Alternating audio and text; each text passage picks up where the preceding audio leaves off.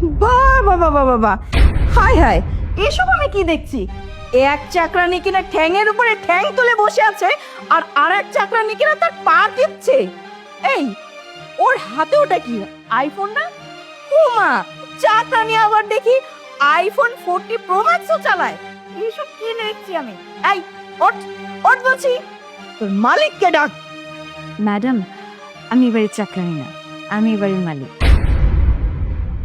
এই, সূর্য কি বলছে? ও নাকি এবারে মালিক? আরে পাগল নাকি? কোন পাগলের কারখানায় পড়লাম? এই এই কাজের মেয়ে, ওকে দেখেই তো মনে হচ্ছে তুই একটা কাজের মেয়ে, আর এবারে কাজ করিস। কি নিজেকে বাড়ির মালিক মনে করিস, তাই না? এসব ফালতু কথা না বলে তোর বাড়ির মালিককে ডাক যা। চুপ করেন, কি করছেন এগুলো? হ্যাঁ, উনি হচ্ছে আমাকে বাড়ির ছোট ম্যাডাম, আর আমাকে ছোট ম্যাডামের উল্টা পাল্টা একটা কথা বললে জিভের টাইনে ছিঁড়ে গেলাম। দেখেছিস কত বড় সাহস? এই চাকরানির বাচ্চা কিনা বলছে আমাদের জিভ টেনে ছিঁড়ে ফেলবে। ভালোই ভালোই বলছি, তোর বাড়ির মালিককে ডাক। এই তোরা এত কথা বলছিস কেন? আর একটা যদি কথা বলিস না তো চাপকে দাঁত ফেলে দেবো। মা যা বলেছে তাই শোন, এবারে মালিককে ডাক। বাড়ির মালিককে ডাকতে হইব না, আমি নিজেই চলে আসছি। কি হয়েছে রে মা? বাবা তুমি দেখো না, এই মানুষ দুটো আমাদের বাড়িতে ঢোকার পর থেকে একভাবে আমাকে বলেই যাচ্ছে যে আমি নাকি চাকরানি, আমি নাকি এই বাড়ির চাকর। আমার মালিককে যেন আমি ডাকি, ওনাদের সাথে যেন এক্সট্রা কোনো কথা না বলি। কিন্তু আমি ওনাদের বোঝাতেই পারছি না যে এই বাড়ির মালিক আমি, মানে আমি এই বাড়ির ছোট মেয়ে, এই বাড়ির মালিক। কিন্তু তারপরে ওনারা আমার সাথে মিসবিহেভ করেই যাচ্ছে। হ্যাঁ, এইটা আবার বিয়ে?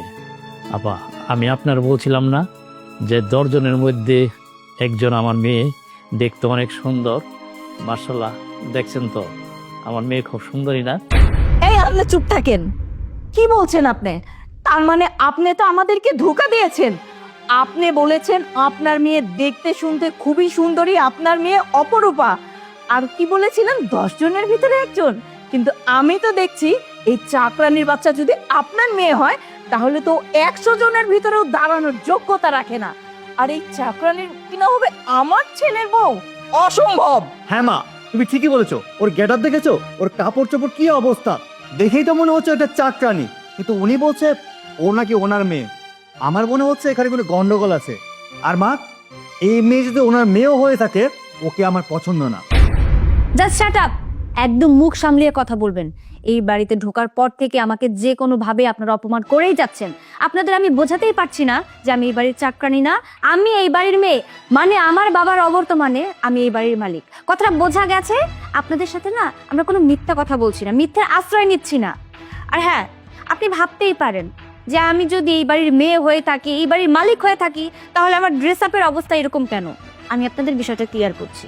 আমার বাবা যখন আমাকে বলল, মা তোর জন্য আমি একটা পাত্র দেখেছি, পাত্রর ফ্যামিলি মেম্বার সবাই অনেক ভালো এবং পাত্রও দেখতে অনেক ভালো, তখন আমি বাবাকে বললাম যে বাবা শুধু পাত্র দেখলেই হবে না, পাত্রর মন মানসিকতা, পাত্রর ফ্যামিলি ব্যাকগ্রাউন্ড কেমন, মানুষগুলো কেমন, তাদের সাথে আমি সারা জীবন ঠিকঠাক মতো সংসার করতে পারবো কিনা সেদিকেও তো আমার খেয়াল রাখতে হবে। পরীক্ষা করে দেখতে হবে যে আদৌ তারা আমার মনের মতো হবে কিনা, আমাদের ফ্যামিলির সবার সাথে মানিয়ে গুছিয়ে চলতে পারবে কিনা। তাই আমি বাবাকে বললাম, বাবা যে চলো আমরা দুজন মিলে এদেরকে ছোট্ট একটা পরীক্ষা করি। আর আমার কথা মতো বাবা একদম রাজি হয়ে গেল। আর আমি আর বাবা মিলে এই প্ল্যানিংটা করেছি, মানে এই বাড়ির চাকরানির একটা গেট আপ নিয়ে এখানে বসেছিলাম আপনাদের পরীক্ষা করার জন্য। কিন্তু আপনারা তো পরীক্ষা একদম পাশ করে গেছেন, কারণ আপনারা যে চরিত্রের মানুষ, এই বাড়িতে ঢোকা মাত্রই আপনাদের চরিত্রটা একদম ফুটিয়ে তুলেছেন। মানে আপনারা বুঝিয়েছেন যে আপনারা মানুষের সাথে মিশতে পারেন না, মানুষের সাথে কিভাবে কথা বলতে হয় সেটাও আপনারা জানেন না।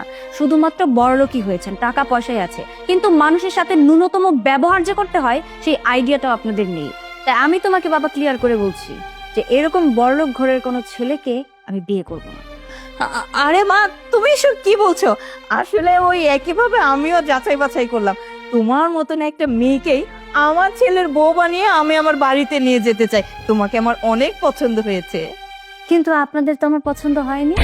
আপনাদের পছন্দ হতো যদি আপনারা মানুষকে মানুষ মনে করতে পারতেন। এই যেমন ধরেন, আমার জায়গায় যদি আমার এই চাকরানিটা থাকতো, ওর সাথে যদি আপনারা এরকম আচরণ করতেন, আমি তো সেটাও মেনে নিতাম না। কারণ আমার কাছে ছোট লোক হোক বড় লোক হোক সবাই মানুষ, কারণ আমরা সব মানুষই রক্তে মাংসে গড়া মানুষ। তাই কোনো নিম্ন শ্রেণীর মানুষকে আপনারা যেহেতু সম্মানই করতে পারেন না, আমাকে যে কিভাবে আপনারা সম্মান করবেন, আদর আপ্যায়নে আপনাদের বাড়ির বউ বানাবেন, সেটা আমি খুব ভালো করে বুঝে গেছি। তাই আমি চাই না আপনার ছেলেকে বিয়ে করে আপনাদের বাড়ির বউ হতে। কারণ আপনি যেমন আপনার ছেলেটাও যে একই চরিত্রের সেটা দেখে আমি বুঝতে পেরেছি। তাই এমন চরিত্রের ছেলেকে আমি মরে গেলেও বিয়ে করব।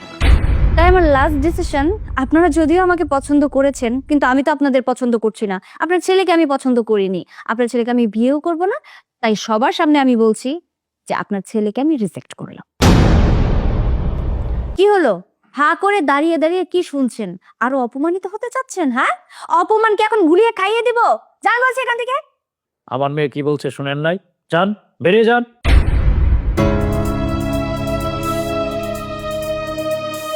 বাবা দেখেছো, আমি তোমাকে বলেছিলাম না, আজকালকার মানুষ না অনেক খারাপ হয়, তাদের চেনা বড় দায়। তাই আমি তোমাকে বলেছিলাম ছোট্ট একটা পরীক্ষা করার জন্য, আর এই পরীক্ষায় আমি কিন্তু পাশ করে গেছি। শুধু টাকা পয়সা থাকলেই মানুষ হয় না, আর টাকা পয়সা থাকলেই যে আমি ওই সংসারে গিয়ে ভালো থাকবো এমনও তো কোথাও লেখা নেই, তাই না? তাই আমি তোমাকে বলছি, নেক্সট টাইম যদি তুমি আমার জন্য কোনো ছেলে দেখো তাহলে অবশ্যই যেন গরিব ঘরের হয়।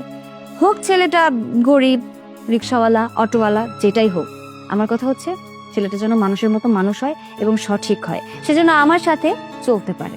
হ্যাঁ মা, তুই ঠিক কথাই বলছস। আজকের পর থেকে আমি এমন একটা ছেলে খুঁজবো যে নাকি তোর সুখ দুঃখের সাথী হইতে পারে। আমি এই রকমের একটা ছেলের হাতে তোর তুইলা দেব। অনেক বড় লোক ছেলের আমার দরকার নাই, যে কোনো নাকি মান সম্মান কিছুই বুঝে না। ঠিক আছে।